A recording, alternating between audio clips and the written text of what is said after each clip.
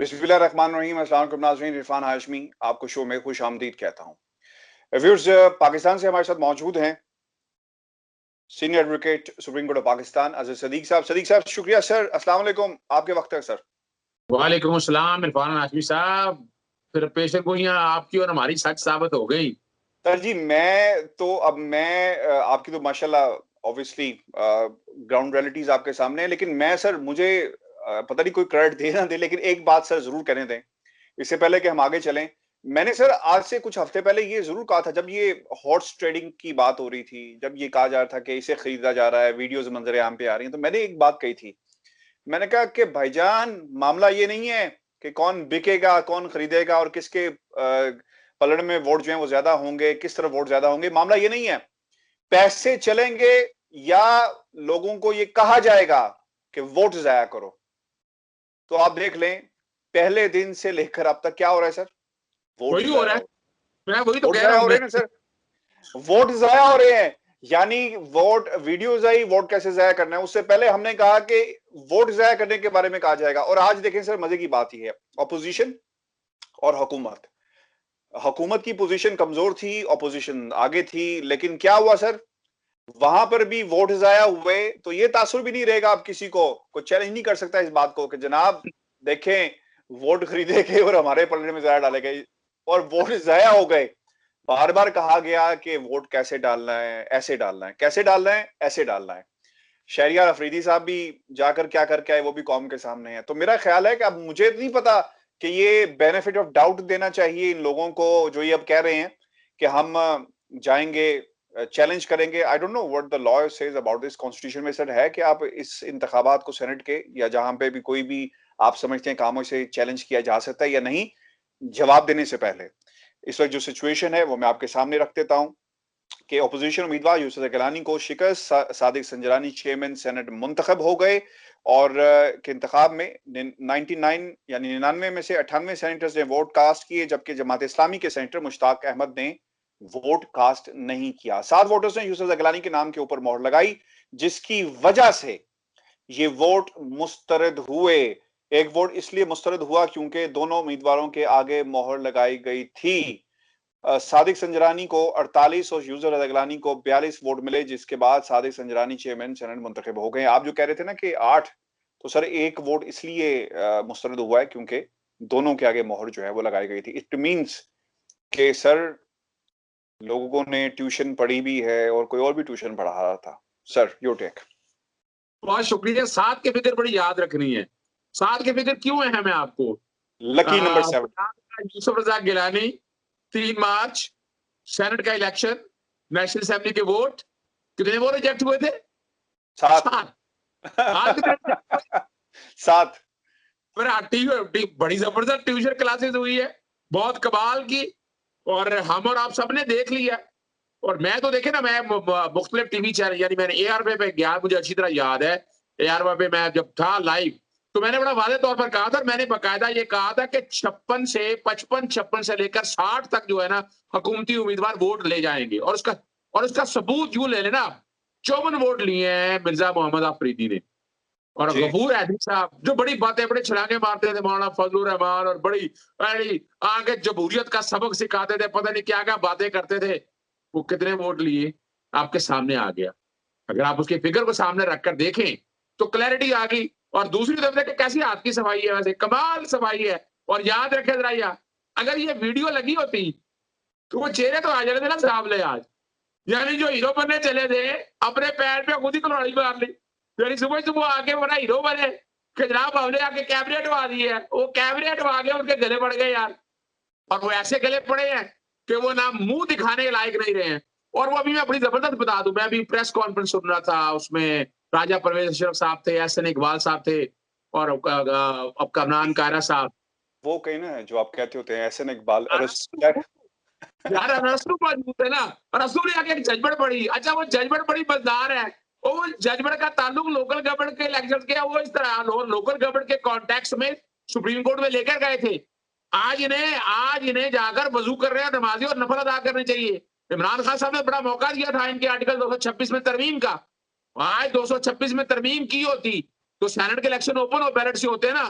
हर चीज सामने आ जाती, कोई प्रॉब्लम तो ना बनती उनको। और ये तो अब मुंह छुपाने लायक नहीं रहे।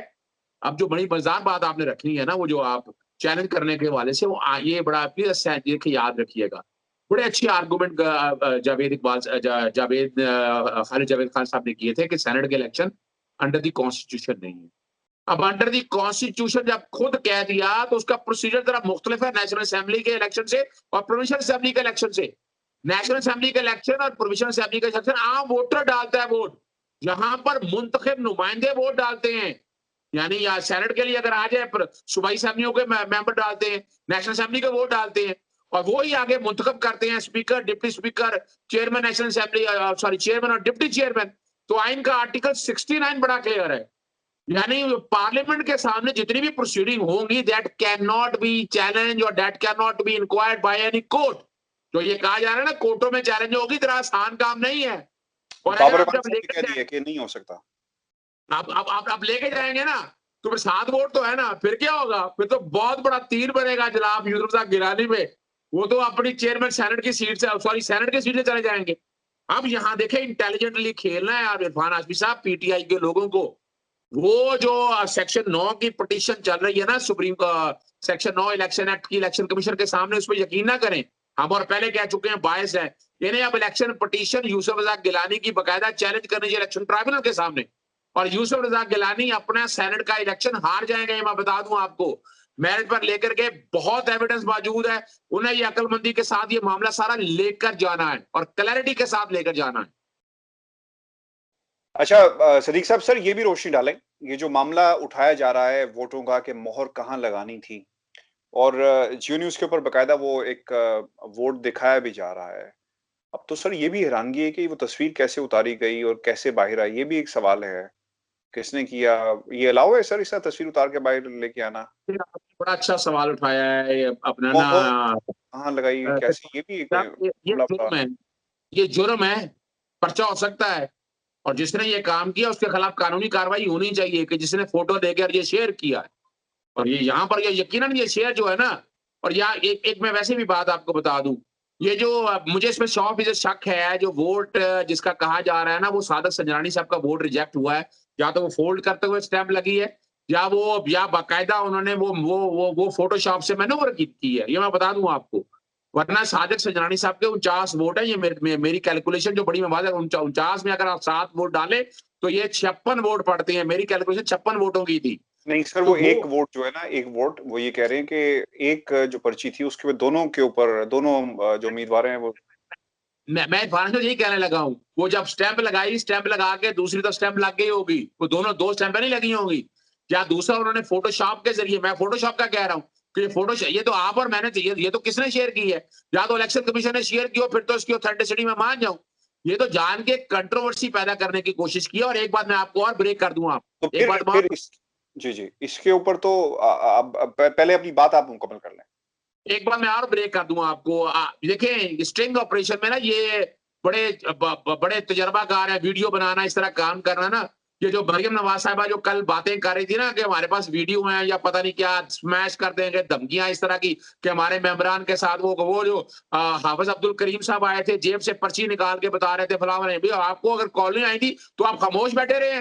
वो बाकायदा इन्होंने व्हाट्सएप पे बाकायदा खुद स्ट्रिंग ऑपरेशन करके कॉलें फेंकी हैं, वो रिकॉर्ड की हैं, किसको पता ही कोई नहीं है वो क्या है। और अगली जो खबर है ना कि वो इस तरह की वीडियो कॉल आगे लीक करने की कोशिश करेंगे, मैं आपको बता दूं, आपको मैं वक्त से पहले बता रहा हूं आपको कि वो कोशिश करेंगे इस तरह की वीडियो कॉल जो है ना लीक करके अवाम को गुमराह करने की कोशिश कर दूं। लेकिन मैं साथ ये भी बता दूं आपको, वो वीडियो कॉल सारी इन्होंने या कॉल सॉरी जो व्हाट्सएप पे है वो खुद ही बनाई है। मैं आपको कॉल करता हूँ किसी अननोन नंबर से, अब किसको क्या पता है किसकी आवाज है, कौन नहीं है, शक्ल किसी की है या नहीं है, मैं जिसका मर्जी नाम इस्तेमाल कर दूं। जैसे उन्होंने आपको पता डस्का के इलेक्शन में किया था, डस्का के इलेक्शन में पहले अच्छा, को बंदा भिजवाया।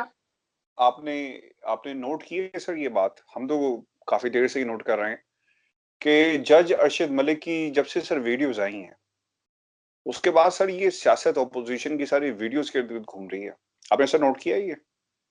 मैंने बिल्कुल नोट किया है। मैं तो इनको बकायदा डार्क वेब कहता हूँ। मैं देखे ना जी, ये मरियम नवाज साहबा ने को डार्क वेब खोल लिया है ना। अब डार्क वेब समझने के लिए एक आम आदमी को तो समझ है कि इन्होंने एक वतीरा बना लिया है, तरीकाकार बना लिया है, और हर बात पे देख के धमकी लगाना, इस तरह बातें करना, और वो दरअसल अवाम को, हमारी को बेवकूफ बनाते हैं। अवाम को एक बयानिया बिल्ड करने की कोशिश कर रहे हैं, और वो बड़ी साफ बात है, पाक फौज के खिलाफ या हमारी एजेंसीज के खिलाफ एक बयानिया, यानी उनका अच्छा क्या ताल्लुक है प्रोसेस के अंदर? सर, मैं वो एक सर जानबूझ मुझे के बयानिया आपने बिल्ड करते हैं। क्योंकि सर आपने क्योंकि अब ये मामला छेड़ दिया है, कल सर तकरीर हुई लंदन से, यहाँ से जहाँ पे मैं बैठा हूँ, और पैगाम जारी किया गया। मुझे इतने मैसेजेस आए सर, मैं आपको बता नहीं सकता। लोगों ने कहा कि आप इस पे प्रोग्राम करें, आप ये करें। सर मेरा ये ख्याल कहता है कि आप जब किसी पर पाकिस्तान के इदारों के खिलाफ एक शख्स यहाँ से बैठकर बात करे, सियासतदान यहाँ से बैठकर बात करे, तो ऑब्वियसली मैंने आज नून लीग के लोगों से बात की, उन्होंने कहा जनाब ये सब पॉलिटिकल स्टंट है। तो मुझे तो सर समझ ये आई कि ये पॉलिटिकल स्टंट है और रेलेवेंट रहने के लिए कि देखिए जी आज फिर लंदन से एक बयान जारी हुआ। मैंने कल सर जानबूझकर इस पे कमेंट करना पसंद ही नहीं किया कि मैं इसका मैं जवाब दे क्यों मैं मजीद आगे जाऊं। एक ऐसा शख्स जो पाकिस्तान से बाहर है और पाकिस्तान जाना नहीं चाहता, पाकिस्तान के इदारों पर उसे यकीन नहीं है, हुकूमत को नहीं मानता। सर आप मानते फिर किस चीज को हैं? आप देखिए, ऑपोजिशन, आप आज कल किसी ने, कल मेरी एक कुछ नून लीग के लोगों से ये बात हो रही थी, तो मैंने उनके सामने भी सवाल रखा। वो ये कहते हैं कि जनाब देखें ये कल्चर क्या मिल गया है वीडियोस का, और ये है वो है, अखलाकियात और मोरालिटी की बात करते हैं। तो मैंने उनसे कहा कि जनाब आपको याद है कि जहाज से जो वो पम्फलेट फेंकवाए गए थे, वो आपको तारीखी याद है? बात। उस वक्त तो टेलीविजन नहीं था उस तरह। आज तो सर 80 कैमरे, शेख रशीद साहब कहते हैं ना कि मौजूद हैं, मॉनिटर हो रहे हैं, देख रहे हैं, सब कुछ हो रहा है। सोशल मीडिया नहीं था। आज तो सर बातें छांगा मांगा की, सर सियासत कहाँ गई? ये भी तो याद करना होगा ना। तो सर ये किस मुंह से इत्तेहाद करके और किस मुंह से ये तुम्हारा नुमाइंदा है? सर ये तो बंदर बांट है ना, बारियां लगाई हुई हैं। वो इमरान खान, वो हम जब जरा बात करते हैं तो वो कहते हैं कि ये पीटीआई का चैनल है या पीटीआई के लोग बैठे हुए हैं।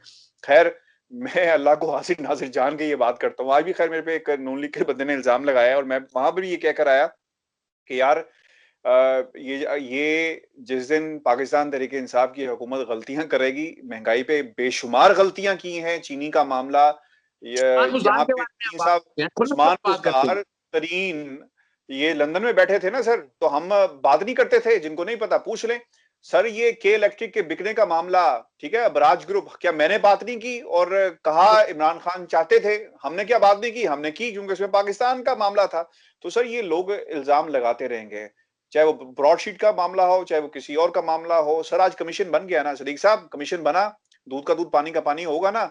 हमने तो सबको कहा, वो किसी ने कहा जी कि वो आपने नून लीग को, मैं कहा सर आपने पूरा 1.5 घंटे का इंटरव्यू नहीं सुना। आपने अपने उस मीडिया सेल को तो देख लिया जो प्रोपेगेंडा कर रहा है कि जनाब देखें एक सहाफी इसको झूठ बोल रहा है। यार आप 1.5 घंटे का इंटरव्यू तो उठाकर देखें जिसमें मुसलसल ये कह रहा है कावे मुसावी, जो एक प्रोफेशनल है, जिसका ईमान पैसा है, जिसका सब कुछ पैसा है, वो कहता है कि जनाब पैसे दें और मैं सब कुछ करने को तैयार हूं। एक गलत मुआहिदा हुआ, जिसने किया किसके लिए किया? एनआरओ देने के लिए किया ना सर, जिन लोगों को निकालना था। तो किसी ने, मजे की बात आज मुझे पता चली, और मैं बात हमारी कहीं से कहीं निकल गई, इररिलेवेंट हो जाएगी, लेकिन रेलेवेंट सियासी पस मंजर में जरूरी है कि सर लोग 1.5 घंटे का इंटरव्यू नहीं देखते। जो बातें झूठ फैलाया जा रहा है ना सर, मीडिया के जरिए, अपने लोगों के जरिए, लोग उस पर यकीन रखते हैं। कहते वो जनाब आपने नवाज शरीफ साहब को सिर्फ ग्रिल किया है। और भाई नवाज शरीफ को ग्रिल नहीं सिर्फ किया, उसमें पाकिस्तान के इदारों को, पाकिस्तान की अदलिया को, पाकिस्तान के निजाम को, पीपल्स पार्टी को, किस किस लोगों के बारे में बात नहीं की गई। हमने भी बार पूछा है, बताएं अगर शहजाद अकबर साहब फ्रंटमैन थे, काबे मुसावी ने कहा कि नहीं थे, तो सर हमने कौन सा गलत किया है? तो मकसद कहने का ये है कि सर वीडियोस आए, छांगा मांगा सियासत हो, सोशल मीडिया हो। सर ये जब से ये ऑपोजिशन, ये नई पीढ़ी आई है ना सर सियासत के अंदर, इसने सर मामला जो है वो खराब कर दिए हैं, और ये मजीद खराब होंगे। इसका एक हल है सर, ये सब जितनी बहसें सब कर रहे हैं, एक हल है सदीक साहब, रिफॉर्म्स, इलेक्शन रिफॉर्म्स आने चाहिए, और आएंगे तो सर आगे निजाम, हम तो सर वहीं खड़े हैं ना सदीक साहब, हम वहीं खड़े हैं। एक इलेक्शन होता है, मैं नहीं मानता, दूसरा कहता है मैं नहीं मानता, ये ऐवान झूठा है, हम अदालत जाएंगे। सर अदालत भी क्या करेगी? आप रोज कोई ना कोई मामला उठाकर अदालत चले जाए, अदालत क्या करेगी सर बताएं इस मामले में? इलेक्शन कमीशन क्या करेगा? वो जो डस्का का फैसला है तो कुछ और होगा, हुकूमत का की बात हो तो कुछ और होगा। उसमें से भी वो एंगल्स निकाल लेंगे कि जनाब ये ऐसे नहीं था, इसका ये मतलब था। यार आप इन्वेस्टिगेशन तो करो। फिर आप से जब बात हो रही थी तो सर क्या बना उस नोटिस का? वो मेंबर पंजाब साहब, सर इनसे पूछे कि जब ये नोटिस नहीं लिया था तो एक प्रेस रिलीज जारी कर देते। आपका उस वक्त तो बहुत दिल दुखता है ना कि जनाब वज़ीर-ए-आज़म पाकिस्तान ने बात की है, हमें बहुत ही दुख हुआ है। तो उस वक्त भी कहते हैं कि जनाब हमें बहुत ही दुख हुआ है कि मीडिया के अंदर झूठी खबरें फैलाई जा रही हैं। तो सर ये माज़रत के साथ हमारे इदारे हैं और हमारा पाकिस्तान में जो इस सिचुएशन बनी हुई है, लोग इन सर majority the opposition is responsible for the present situation. अच्छा देखिए मेरे ख्वाना साहब, हमारा मसला ये है, हमारा प्रॉब्लम ये आप और मेरा प्रॉब्लम क्या, हम है स्टेट्समैन। हमारा काम है रियासत पाकिस्तान और उसके साथ सिंसियरिटी, और हमें आईने पाकिस्तान बातें करते हैं ना, हम आईने पाकिस्तान 1973 पर अमल दरामद करते हैं। आप सच बताते हैं, राइट टू इन्फॉर्मेशन सच देते हैं। आप झूठ और लगी छिपड़ी बातें नहीं करते हैं। आपने सच्चाई दिखाई है, इनके चेहरे दिखाए हैं। वो इल्जाम जो मर्जी लगाते रहे, यानी आपने जितनी आज तक आप वीलॉग्स देख रहे हैं, आपके लोग, आपकी क्रेडिबिलिटी, मैं मिसाल के तौर पर जिस दिन मैं आपके साथ प्रोग्राम करता हूं और उसका इनपुट इतनी जबरदस्त मिलती है, लोग इतना चाहते हैं आपको, और वजह क्या है कि आप सच बताते हैं। अब बात है, देखें दूसरी जो समझने वाली बात है, किसी सियासी जमात से कोई ताल्लुक नहीं है। अब बात यह है कि इनके चेहरे सबके सामने हैं, लूट मार हर एक के सामने है। हम किस शक्ल में कह दें, यानी मुझे पीएमएलएन के कुछ लोगों ने कहा कि तुम्हें सेंटर बनाते हैं, आ जाओ तुम। वो मैं क्या, लानत है सारे इस निजाम के ऊपर। पूरी उम्र होगी लड़ते हुए, मैंने सेनेटरी लेके क्या करनी है, क्या मुझे मिल जाएगा सेनेटरी लेके, हमें कोई सेनेटरी नहीं चाहिए। अब जो असल बात जो आपकी तरफ मैं आना चाहता हूं कि जो नवाज शरीफ साहब जो बात कर रहे हैं ना, देखें हमें उस बारे में सख्त एक्शन लेना चाहिए। मैं बड़ा हामी हूं इस बात का। मैंने, आपको याद होगा जब 5 जजेस के बारे में और ये सारी बातें करते थे, तो मैं एहसन इकबाल इन सब लोगों के खिलाफ हाई कोर्ट में ले गया। अल्ताफ हुसैन जब इस रियासत के बारे में बात करता था, तो 3 जजेस से फुल बेंच के सामने पाबंदी लगाई तस्वीर और तशहीर की। उसके बाद वो बंद हुआ। नवाज शरीफ उससे कम नहीं कर रहे इस वक्त। दुख और अफसोस का मुकाम है। यानी यहाँ पर prevention of electronic crime act के तहत पीटीए खामोश बैठा हुआ है। यानी उनके हर इदारे के अंदर लोग मौजूद हैं। वो जो वीडियो पर, यानी मैंने जाकर, आपको याद है पैमरा में, तो मैंने जाकर पाबंदी लगवा दी कि भगौड़ा हुआ है, बंद हुआ है, चैनल पे तो बंद हुई, लेकिन ये चीजें बंद नहीं हो रही और ये नुकसान दे रही हैं, रियासत पाकिस्तान को नुकसान दे रही हैं।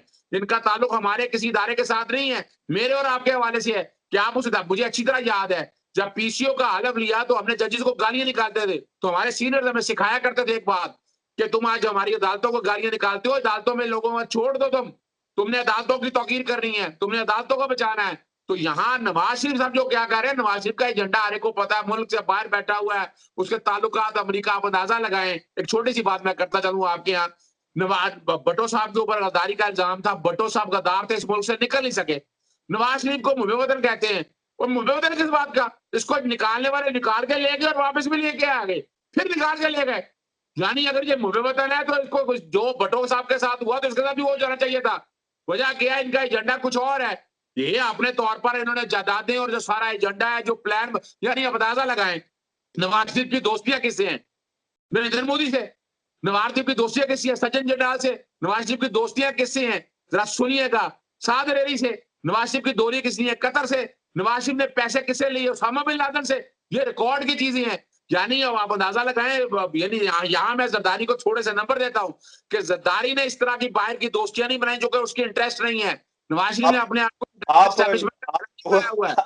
आप लोगों को अपने खिलाफ करेंगे। लोग ये कहते हैं कि from mister 10% to the president of the Pakistan का जो सफर है, क्वेश्चंस बड़े हार्श उनके साथ भी एग्जाम हुए। तो सर लोगों को आप अपने खिलाफ जरूर करेंगे। सर एक ट्वीट आया है मरियम नवाज शरीफ, वो लिखती हैं मरियम नवाज शरीफ साहिबा की तरफ से, यूसुफ गिलानी साहब को जल्द या बदेर फतह मुबारक हो।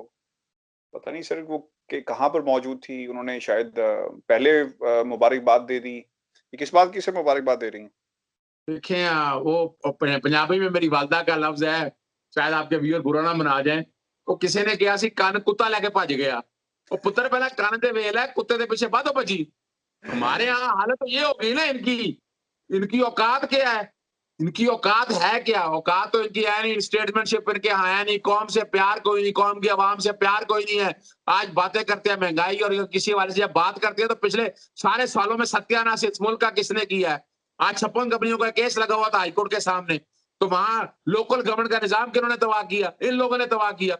मरियम नवाज साहिबा तो असूली तौर पर, बुनियादी तौर पर ये एक सो कॉल्ड लिबरल और पाकिस्तान दुश्मन एजेंडा जो लोग लेकर चलते हैं, जो प्रमोट करते हैं, आप अंदाजा लगाए ना उसके आसपास कौन लोग हैं। अच्छा, मैं आपको एक बात बताऊं, हम बात को समेटेंगे और मुख्तसर सा जवाब चाहूंगा। अगर मरियम नवाज के साथ एक इंटरव्यू किया जाए और उन्हें कहा जाए कि पाकिस्तान को आगे ले जाने के लिए क्या हिकमत अमली है और किस किस्म की पॉलिसीज होनी चाहिए। डू यू थिंक कि वो कोई आंसर दे पाएंगी? क्योंकि मुझे तो आज तक सर गालम गलोच नजर आई है, तनकीद नजर आई है, नए नाम, आज मैंने एक नया नाम सोचा है, नए नाम रखे हैं, काफी से काफिया मिलाया जाता है, लेकिन सर पाकिस्तान की आवाम के लिए ये काफिये नहीं मिलते और ना ही कोई तदबीर की जाती है। तो सर वो क्या वो कुछ कर पाएंगी या फिर लेफ्ट राइट ही देखेंगे, या रस्तुओं की जिसका आपने जिक्र किया, अपने जो इर्द गिर्द रस्तू उनके होते हैं? इरफान हाशमी साहब, बुनियादी तौर पर इनका एजेंडा मामा बचाओ, पापा बचाओ, डैडी बचाओ, चाचा बचाओ, दौलत बचाओ, दौलत बढ़ाओ। इसके अलावा उनका और कोई एजेंडा नहीं है। इन्हें अपने पेट की, अपने दौलत, यानी कि कोई दौलत इनके काम नहीं आनी, अरबों रुपए हैं। यानी इनका एजेंडा सिर्फ और सिर्फ उस पे पहरा देना है, सांप बन के रहना है, असले बन के रहना है। अवाम से कोई ताल्लुक नहीं है। अवाम के लिए कोई काम बता दें, इन्होंने अवाम के लिए किया हो। इन्होंने करप्शन कहां से बनानी है, करप्शन के लिए नाम अवामी प्रोजेक्ट के दिए, मेट्रो ऑरेंज, मेट्रो ऑरेंज जैसे प्रोजेक्ट सारे जो 350 अरब रुपए मेरी कौम का खा गए, और उसमें तकरीबन 60-70 अरब रुपए की करप्शन करने की खातर और मुल्क को क्या नुकसान पहुंचाया वो आपके सामने। इनमें इनको असूली तौर पर ना स्टेट्समैनशिप सिखानी चाहिए। इन्हें उन स्कूलों में पढ़ाना चाहिए जो सिखा सके इनको। नहीं सर, वो तो बहुत ही मुश्किल काम है, क्योंकि आप जब अपने इर्द-गिर्द देखते हैं जो कुछ हो रहा हो, उसे आप अडॉप्ट करते हैं। व्यूअर्स, ये शो था हमारा, बहुत ही जज़्बाती किस्म का शो, और इसके अंदर दिल के सर, साथ आपको बता दूं, जज्बात ना कहें इसमें लफ्ज, ये we speak from our heart, हम दिल से बोलते हैं। तो सर डर नहीं लगता। जज़्बात, रब्बे पाक की जात ने जितनी उम्र दी है, जितनी जिंदगी दी है, उस वक्त तक हैं, और हम सर बोलते रहेंगे। हम नहीं बोलेंगे तो कौन बोलेगा? तो सर मैं भी ये कह रहा हूँ ना कि जज़्बात का ताल्लुक है ना, दिल के साथ है, दिल की बात की है और जज़्बाती हो गए ना सर। तो जज़्बात की हम बात कर रहे हैं ऑब्वियसली, क्योंकि ये पाकिस्तान का मामला है, निज़ाम का मामला है। पाकिस्तान को एक ही चीज़ बचा सकती है इन हालात में, जब एक जीतता है कहता है मैं नहीं जीता, दूसरा जीतता है वो कहता है कि मेरी जीत ठीक है, दूसरा जो हारा है अब वो अपनी शिकस्त को तस्लीम नहीं करता। तो ये तमाम बातें उस वक़्त सही होंगी जब पाकिस्तान के अंदर इलेक्शन रिफ़ॉर्म्स आएँगे, और इस पर बहुत तेज़ी के साथ काम जारी है। हर काबीना के मीटिंग के अंदर prime minister of Pakistan Imran Khan इस पर बाकायदा ब्रीफिंग ले रहे हैं और हदायत जारी की जा रही हैं। व्यूअर्स, अपने कमेंट्स हमें ज़रूर भेजिएगा और चैनल को सब्सक्राइब करना मत भूलिएगा। हमारी इस वीडियो के बाद आप अगली वीडियो देख सकेंगे। प्रोग्राम आखिरी शो, शाहीन सबाई साहब आज रात को हमारे साथ मौजूद होंगे और सेनेट की जो मौजूदा सूरत-ए-हाल है, इस पर उनसे तफ़सील के साथ हम बात करेंगे और उनके कुछ माज़ी की जो इंसिडेंट्स हैं, जो याददाश्तें हैं, वो भी हम आपके साथ शेयर करेंगे। अपना ख्याल रखिएगा, इजाज़त दीजिए। अल्लाह ने के बाद।